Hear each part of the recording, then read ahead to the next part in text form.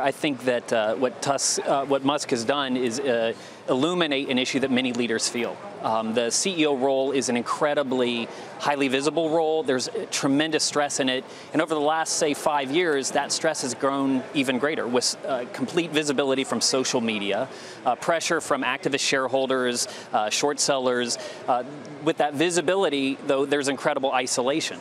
It's very difficult to share what's going on in a way where you feel that people can have empathy and that you can trust them. So I think, in a way, what's being shared today is courageous. It's transparent in terms of what he's feeling, but we work with leaders from around the world who would express these very same sentiments. That role has changed radically, and the preparation for that role hasn't kept up with it, which is why we've tried to address this need. $100,000 per head, is that your new program? You're reaching out to your executives and trying to provide some emotional support. What's the program like? Are we talking about 9 pages of blood work and then you show them mindfulness training and do biofeedback? What are you doing to help out your executives? Sure. So again, I would just start with the insight is that the game has changed. And there has to be a radically different approach to preparing leaders for these roles. Not only the leaders themselves, but how boards are preparing leaders for these roles.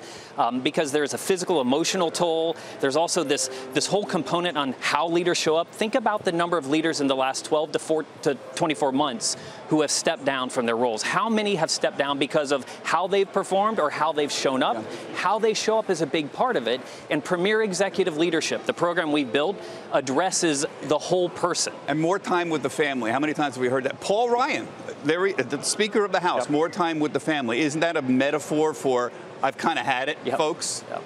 Is it? Very common, right? So there has to be a whole person approach to this. And no one has talked about this before, right? It's always been about what results have you driven in Q3 or Q4. But the truth is that if that leader is not showing up physically well, think of the number of leaders in the last 12 months who stepped down because of ill health. If the mental, emotional resilience is not there, if the character-driven leadership is not there, that creates risk not only for the individual and their family. So are you saying you should step down? No, I'm not saying that at all. Just talking about the pressures of the role. But I guess I'm wondering how much pressure is too much pressure to be leading a public company, chairman of the board, without a number 2? So I don't want to speculate on what the board there is answering questions about, but what I would say is this problem is common. And what Elon has done today is he's courageously talked about the pressure of that role. And the words he's using are not uncommon for leaders in these roles. And there is a need for us to have a tremendously different approach to preparing leaders. And that's why we have a tiered approach to this. We have a 9-month program, we have a 6-month program. There's ways to really get into what the family is seeing in this leader, the friends are seeing for this leader, so that there's a whole perspective on how is this leader showing up. Reducing stress makes it easier to think straight and think linearly.